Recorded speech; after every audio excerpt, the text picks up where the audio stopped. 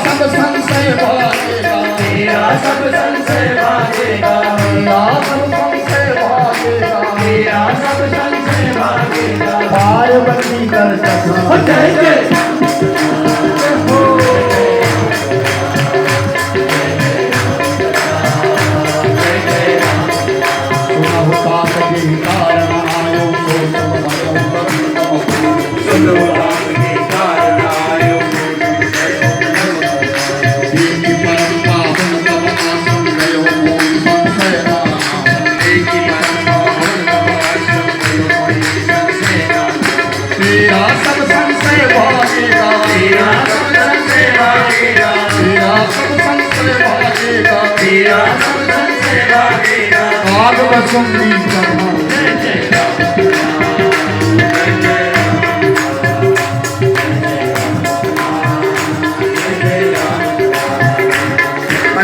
श्रवण कर मिट जाती है, जिसे श्रवण कर मिट जाती है, जिसे श्रवण कर मिट जाती है, जिसे श्रवण कर मिट जाती है। अरे जन्म जन्म की कथा। जय जय राम, जय जय राम,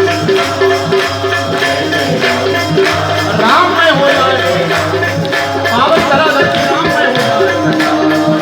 जय जय राम, जय जय राम, जय जय राम, जय जय राम। बोलिए राजा रामचंद्र भगवान की जय।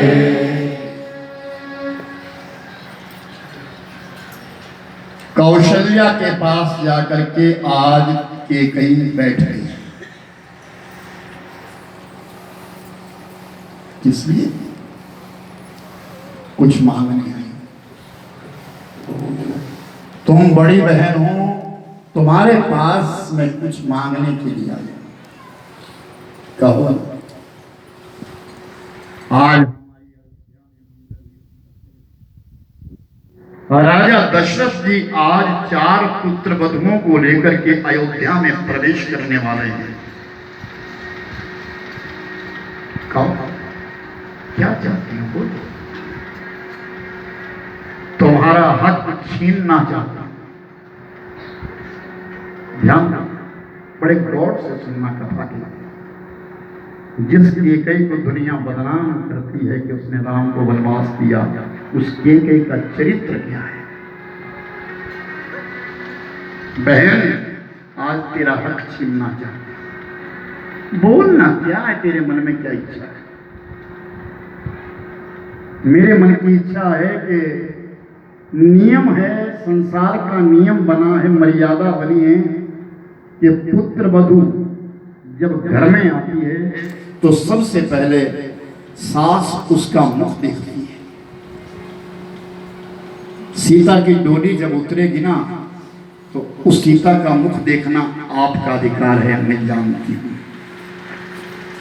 उसे छीनना चाहती हूं। सबसे पहले सीता को आप नहीं, मैं देखना चाहती हूं। कौशल्या ने कहा कोई बात नहीं, मैं कौन तू कौन, कोई बात नहीं, मैं बाद में देख लूंगी, तू देख ले। ठीक है, तैयार है। आरती के थाल सजे, 4 थाल सुसज्जित किए गए आरती में। नाना प्रकार की भेंट रखी, नाना प्रकार के उपहार रखे। किसी की कन्या जब किसी के घर शादी होकर के आई है, वो बहू बनकर के आई है, मेरे भाई बहन, उसका स्वागत भव्य होना चाहिए। उसका स्वागत मांगलिक श्लोकों के द्वारा, मांगलिक कृत्यों के द्वारा होना चाहिए, ना कि मदिरा पीते। उस घर आंगन में, उस विवाह यज्ञ के बीच में ऐसा वैसा कोई शब्द नहीं होना चाहिए। तो आज राजा दशरथ के आंगन में खूब सजावट करी गई है, महल सजा दिए गए हैं, और 4 जो थालियां सजाई है ना, उनमें नाना प्रकार के उपहार रखे गए हैं। बहु कीमती से कीमती। और कैकेयी के पास एक ऐसा उपहार है जैसा किसी के पास नहीं है। क्या उपहार है? एक समय की बात कि केकई को एक सपना आया, और ऐसा सपना आया कि सपने के बीच में उस केकई ने ना एक महल देखा, बहुत सुंदर महल देखा, अद्वितीय, बड़ा विचित्र महल देखा। सपना टूट गया। सुबह जब केकई उठी और राजा दशरथ को जब प्रणाम करने गई तो राजा को अति प्रिय थी केकई। क्यों प्रिय थी? कि केकई के आने के बाद ही मैं पिता बना। मेरी अयोध्या का सौभाग्य जगह है, निर्मल है कौशल्या सुमित्रा, लेकिन केकई मुझको अति प्रिय। एक तो छोटी थी और दूसरे उसके आने से अयोध्या का भाग खुला है, पुत्र पैदा हुए। तो केकई ने प्रणाम किया तो राजा दशरथ ने कहा, आशीष है तुम्हारी, तुम सौभाग्यवती हो, आयुष्मती हो। नहीं, आज मुझे कुछ और चाहिए। बचपन जो मैं मांगू वो दो। मांगना क्या चाहिए तेरे लिए? मेरे सपनों का महल बनाओ। मैंने सपनों में एक महल देखा है, उस महल का सृजन करो राजा। आप चक्रवर्ती है, मेरे सपनों का महल। तो राजा ने कहा कि मैं कैसे जानूं कि तूने कौन सा महल देखा सपने में? मुझे क्या मालूम है? अब सपना तो तुमने देखा, मुझे क्या पता है कि सपने तुमने सपने में कैसा महल देखा, किस प्रकार का महल था? मुझे नहीं ये मालूम। आप देवलोक में भी जाके देवताओं की सहायता भी करते, देवता आपके अंग है, लेकिन मैं आपसे चाहती हूं कि मेरे सपनों का महल आप तैयार करें। तो राजा दशरथ ने विश्वकर्मा को बुलाया और विश्वकर्मा से कहा कि मेरी रानी ने जो महल देखा है उसे तैयार करो। तो विश्वकर्मा मन का विचार करने वाले विश्वकर्मा ने वो महल तैयार किया जो सपने में देखा था। सारा महल जब बन गया, सुसज्जित हो गया, सब में ताले लगा दिए गए और एक ताले का गुच्छा राजा दशरथ को दिया।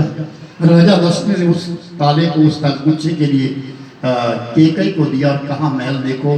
केकई ने वो महल देखा, बहुत सुंदर महल था, अति प्रिय। कहते हैं कि उस महल के लिए अंदर जाने के लिए केकई की इजाजत लेनी पड़ती थी, लेकिन केकई सबको देखने नहीं देती थी, कहीं मैला ना हो जाए मेरे सपनों।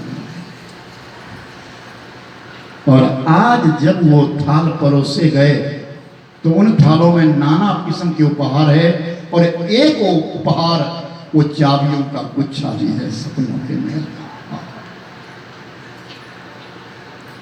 सीता की डोली आई, सबने कहा कौशल्या से, कौशल्या जाओ ना, सीता को डोली से निकालो ना, देखो ना मुख। कौशल्या ने केकई को आगे किया।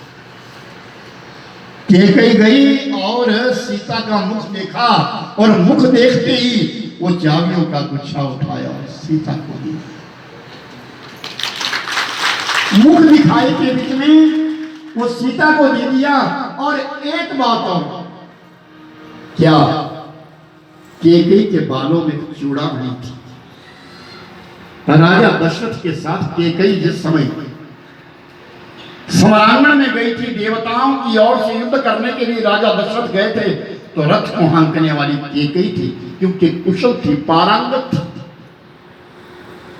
तो जब जीत हुई, राजा दशरथ ने जीत करवाई, तो देवताओं के देवराज इंद्र की पत्नी जिसका नाम था इंद्राणी, इंद्राणी के पास वो चूड़ामणि थी। इंद्राणी ने अपने बालों से चूड़ामणि निकाली और केकई को दी। केकई, तू हमारे देवलोक में आई है और तुम लोगों ने जीत करवाई है, ये उपहार स्वरूप में तुम्हें देती हूँ, और साथ में ये कह देती हूँ कि जहाँ ये चूड़ामणि रहेगी ना, वहाँ कभी हार नहीं होगी। बोली राजा रामचंद्र। और आज केकई मैया ने वो चूड़ामणि भी निकाल करके उपहार में सीता को दिया। अपनी असली बहू मांडवी के लिए मोती माणिक्य रखे, लेकिन सपनों का महल और चूड़ामणि जो थी वो सीता को उपहार दी। क्या चरित्र है उसके कई का, कितना चाहती होगी वो कई, और जिसके कई नहीं बाद में बन गई।